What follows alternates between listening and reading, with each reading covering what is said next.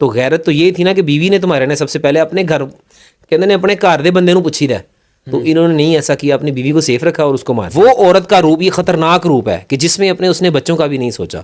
तुमने फ्रेंडशिप भी रखी, तुमने अपने खामन को भी धोखा दिया, तुमने अपने बच्चों को भी धोखा दिया और तुमने वो डिलीवरी बॉय को भी मरवा दिया।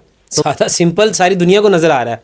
अगर एक बंदा है मिसाल के तौर पे लड़की ऑर्डर करती है, वो आके हैंकी बैंकी कर रहा है या मैसेज के जरिए कर रहा है, लड़कियां ब्लॉक कर देती हैं अक्सर। अगर ये हैंकी बैंकी चल रही थी, उसने कहा दोस्ती कर लो, आपने दोस्ती कर लिया, आप उसे ऑर्डर ना मंगवाएं।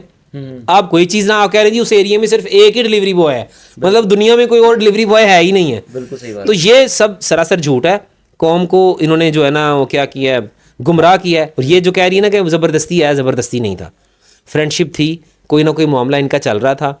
ऐसे वो स्क्रीनशॉट्स भी पुलिस ने लिए हैं मोबाइल से, और कुछ ऐसी तस्वीर भी हैं जो अभी किसी ने डिस्कस तो नहीं की और मुझे भी नहीं करनी चाहिए। इज्जत का ख्याल रखना चाहिए था। अगर लड़का तंग कर रहा था तो वो बताती, लेकिन ये मामला है ही नहीं ऐसा। ये इनका आपस में अफेयर था। अफेयर जो है वो बाद में वो उससे जान छुड़वा रही थी, लड़का उसके साथ अटैच हो गया था। वो अटैच होने के साथ कह रहा था कि मुझे टाइम दिया करो। बिस्मिल्लाहिर्रहमानिर्रहीम, मैं हूं हारिस भट्टी। डिलीवरी बॉय का जो कत्ल हुआ आपके सामने है। सोशल मीडिया पर उस केस की काफ़ी हाइप क्रिएट हुई। मेरे साथ सीनियर वकील फैसल जट साहब मौजूद हैं। रिजवाना केस में भी आपने इनको देखा होगा किस तरह इन्होंने बढ़ चढ़ के उस केस में हिस्सा लिया और उस बच्ची को इंसाफ दिलाने में अभी तक अहम किरदार अदा कर रहे हैं।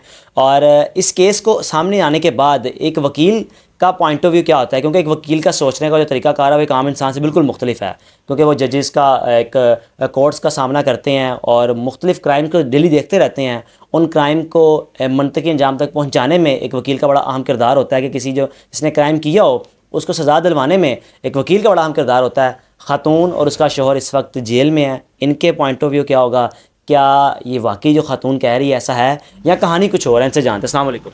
जी वालेकुम अस्सलाम। जट साहब, इस केस को सामने आने के बाद सबसे पहले क्या ख्याल आया माइंड में आपके? एक वकील का जो माइंड है ना बड़ा मुख्तलिफ होता है आम इंसान से।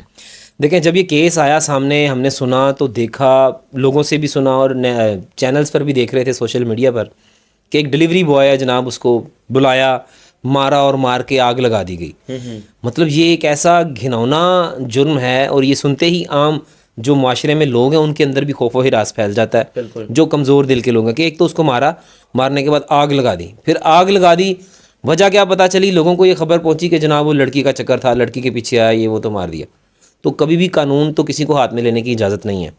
तो ये जब हमने सुना तो पहले हमने सोचा यार ये गलत है कि नहीं यार, अगर ये लड़की के मामले में गया था तो इसको कर दिया। अक्सर लोगों के पॉइंट आया कि जनाब सही मार दिया, गैरत के नाम पे लड़के ने गैरत के नाम पे मारा। तो गैरत ये नहीं है, गैरत के नाम पे अगर मारना था तो फिर अपनी बीवी को भी साथ मारता। अगर गैरत होती तो गैरत तो ये थी ना कि बीवी ने तुम्हारे ने सबसे पहले अपने घर कहते ने अपने घर दे बंदे नूं पुछी दा, तो इन्होंने नहीं ऐसा किया, अपनी बीवी को सेफ रखा और उसको मार दिया।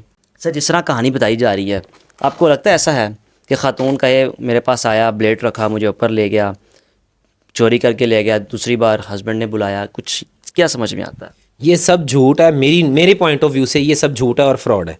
क्योंकि कहते हैं हम वकील हैं, सारा दिन हम यही देखते हैं कौन क्या बात कर रहा है, किस लहजे में बात कर रहा है, और हमें बात करने के अंदाज से पता चल जाता है कि वो बंदा राइट है या रॉन्ग है, और वो किस बात घुमाने की कोशिश कर रहा है कि नहीं। मैंने जितने भी उनके बयान सुने हैं उनके बीवी के, तो उनकी बीवी के बयान हर बयान डिफरेंट है।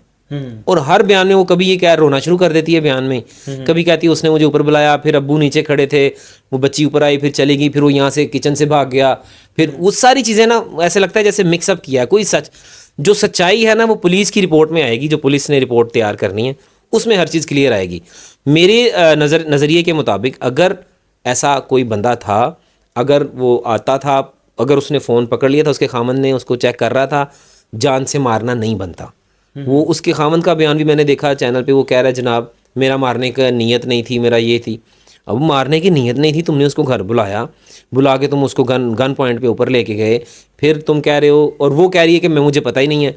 मतलब वो घर है, ये क्या है, वो कि उसके कमरे क्या है, वॉइस प्रूफ हैं, वाटर प्रूफ हैं, कि क्या फायर प्रूफ हैं, कि एक बंदे को बुलाया घर में, फिर उसके ऊपर तशद्दुद किया है, तशद्दुद करके फिर अच्छा वो कह रही मुझे आवाज़ नहीं, फिर कहती जी आओ कार में बैठो, सोई हुई को उठाया, मुझे कार में बिठाया, एक बयान में कह रही हैं। तो जब कार में काफ़ी आगे ले गए, आगे जाके पीछे से गाड़ी निकाला, तो मुझे पता ही नहीं था।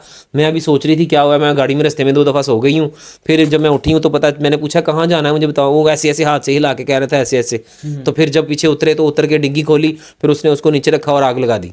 मतलब ये एक ऐसा ड्रामा और ऐसी फिल्म पूरी कौम को सुनाई जा रही है कि जैसे हकायक का पता ना चले। हकायक तो इंशाल्लाह पुलिस की रिपोर्ट में आ जाएंगे। ये साफ ड्रामा है। मैं हूँ मिसाल के तौर पे, मैं अपनी मिसिस को अगर रात को कहूँ वो चलें कहीं चलते हैं या कहीं भी, तो क्या मेरी मिसिस देखेगी नहीं कि कौन है पीछे, क्या चीज़ है, गाड़ी में क्या पड़ा हुआ है, तो निकाल के मैं अगर कोई ऐसी हरकत करूँगा तो मेरी बीवी रोकेगी नहीं, पकड़ेगी नहीं कि क्या कर रहे हो। तो ये सब फ्रॉड है, मेरी भगत हुई है। गलती मैं कहता हूँ कि एक औरत ने 3 घर बर्बाद किए। एक उस बच्चे उसको मरवाया जो इसका फ्रेंड था, और ये जो कह रही है ना कि ज़बरदस्ती है, ज़बरदस्ती नहीं था, फ्रेंडशिप थी, कोई ना कोई मामला इनका चल रहा था। ऐसे वो स्क्रीनशॉट्स भी पुलिस ने लिए हैं मोबाइल से, और कुछ ऐसी तस्वीर भी हैं जो अभी किसी ने डिस्कस तो नहीं की और मुझे भी नहीं करनी चाहिए। तो ये है कि उसका कुछ डाटा है जो चैटिंग है, वीडियो कॉल्स पे करते रहे, हंसते रहे, मुस्कुराते रहे, सवालों के जवाब होते रहे, वो सारी चैट भी सामने आ गई है। क्योंकि एफआईए के पास तो सारे आलात होते हैं ना चीज़ों को निकालने के लिए, रिकॉर्ड को निकालने के लिए। बिल्कुल। तो वो आ गए हैं। अब वो रो रही है, माफ़ी मांग रही है कि मैं माफ़ी दे दो। फिर वो जो फरहान है लड़का जो मर्डर हो गया, उसके वालिदैन से भी माफ़ी मांग रही है। रईस मर्डर हुआ, फरहान उसका हस्बैंड। रईस सॉरी, हाँ रईस, जो रईस है वो जनाब उससे, उसके वालिदैन से माफ़ी मांग रही है। फिर कह रही मैंने अपने खामन को भी, उसको फरहान को भी मैंने फंसवा दिया, उसको भी मैंने मरवा दिया। तो ये जो है ना वो औरत का रूप, ये ख़तरनाक रूप है कि जिसमें उसने बच्चों का भी नहीं सोचा। तुमने फ्रेंडशिप भी रखी, तुमने अपने खामन को भी धोखा दिया, तुमने अपने बच्चों को भी धोखा दिया, और तुमने वो डिलीवरी बॉय को भी मरवा दिया। तुम चाहती तो बचा सकती थी, कानून के कटहरे में ला सकती थी, अपना घर भी बचा सकती थी, लेकिन उसने ऐसा नहीं किया। सर इस केस में क्या होगा, किसी एक को सज़ा होगी या दोनों ही सज़ा भुगतेंगे? देखें, ताज़ीरात पाकिस्तान जो हमारा कानून है उसके मुताबिक जो भी वारदात के टाइम पर मौजूद थे, उनकी इंटेंशन सेम थी, मौजूद थे, वो बराबर सज़ा होगी। अगर उसको सज़ाए मौत होगी फरहान को, तो औरत को भी सज़ाए मौत होगी। अगर उम्र कैद होगी तो उसको भी, दोनों को होगी। घर में और भी कुछ अफराद थे, वो भी शामिल होंगे इस तफ्तीश में या सिर्फ इन्हीं दो को? क्योंकि जो भी मामलात हैं ये तो पुलिस रिपोर्ट आने तक हमें पता चलेगा उसके बाद कि क्या सीन है। अभी तक जो हमें ये पता चल रहा है कि ये दोनों मुलविस हैं, बीवी का मामला था और ये खामन ने उसको बुलाया, फ़ोन वही लड़की बन के बुलाया, और उसके बाद उसके ऊपर जो है ना ये वारदात कर दी है। सर एक ख़ातून किस तरह उसने तो उसको ट्रैप कर लिया, और मुख्तलिफ इंटरव्यूज़ में उसके जो फैमिली लड़के की कह रही है कि ये ज्वेलरीज वगैरह मंगवाती थी डिलीवरी के ज़रिए, लेकिन वो कहती है कि वो मुझे छेड़ता था, ते नाल मैं ब्याह कर लेना। उसके स्क्रीनशॉट से आपको लगता है कि ये बड़ी सादा सी कहानी है? सादा सिंपल सारी दुनिया को नज़र आ रहा है।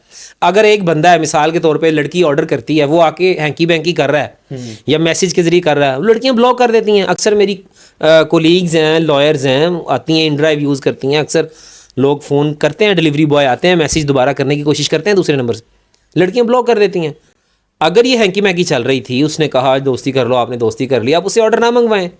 आप कोई चीज़ ना, आप कह रही थी उस एरिया में सिर्फ एक ही डिलीवरी बॉय है, मतलब दुनिया में कोई और डिलीवरी बॉय है ही नहीं है। बिल्कुल सही बात। तो ये सब सरासर झूठ है। कौम को इन्होंने जो है ना वो क्या किया है, गुमराह किया है। और बड़ा ये लोगों ने, जिन जिन लोगों ने सुना उनके दिलों पे ये ठेस पहुंची है। मुझे खुद बड़ा दुख हुआ कि एक बंदे को आपने मार दिया, मारने के बाद उसको आग लगा दी। तो ये जुनूनियत की इंतहा है, गुस्से की इंतहा है।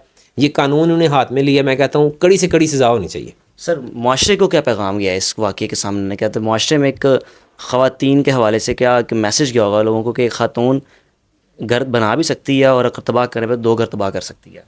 ज़ाहिरी बात है, देखिए एक औरत के ऊपर तो इंसान ट्रस्ट करता है, वालिद अपनी बेटी पे ट्रस्ट करता है, भाई अपनी बहन पे ट्रस्ट करता है, खामद अपनी बीवी पे ट्रस्ट करता है, बच्चा अपनी माँ पे ट्रस्ट करता है।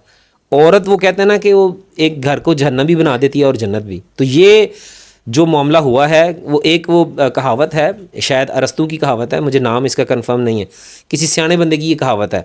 वो कहते हैं कि आप हमें तालीम याफ्ता और माएँ दें, हम आपको तालीम याफ्ता कौम देंगे।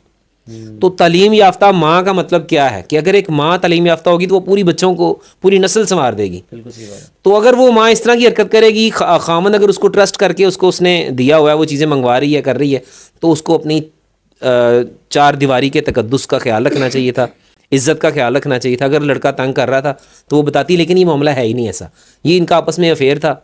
अफेयर जो है वो बाद में वो उससे जान छुड़वा रही थी, लड़का उसके साथ अटैच हो गया था। वो अटैच होने के साथ कह रहा था कि मुझे टाइम दिया करो। वो ये टाइम बीच में खामद आ गया, उसको पता चल गया, मैसेजेस पढ़ लिए, वो बात यहाँ तक आ गई। देखते देखते कहाँ, वो चाहती तो कंट्रोल कर सकती थी, लेकिन उसने कंट्रोल नहीं किया। बिल्कुल ठीक है जी। फैसल जट साहब का आपने मौक़िफ़ जाना इस केस के हवाले से कि इस केस का अगर एंडिंग होती है तो किस बिनाओं पे होगी, क्या ये दोनों मियाँ बीवी रिहा होंगे भी नहीं, बकौल इनके कि दोनों मियाँ बीवी का रिहा होना एक नामुमकिन सी बात है, इन दोनों को सज़ाए मौत होगी या उम्र कैद होगी। आगे क्या होगा, क्या प्रोसीडिंग होगी, पुलिस की इंक्वायरी कंप्लीट होने के बाद जो भी रिपोर्ट आएगी से दोबारा आएंगे इनके पास और जानेंगे कि अब इस केस में क्या होगा। अपने मेज़बान को इजाज़त दीजिए। अल्लाह हाफ़िज़।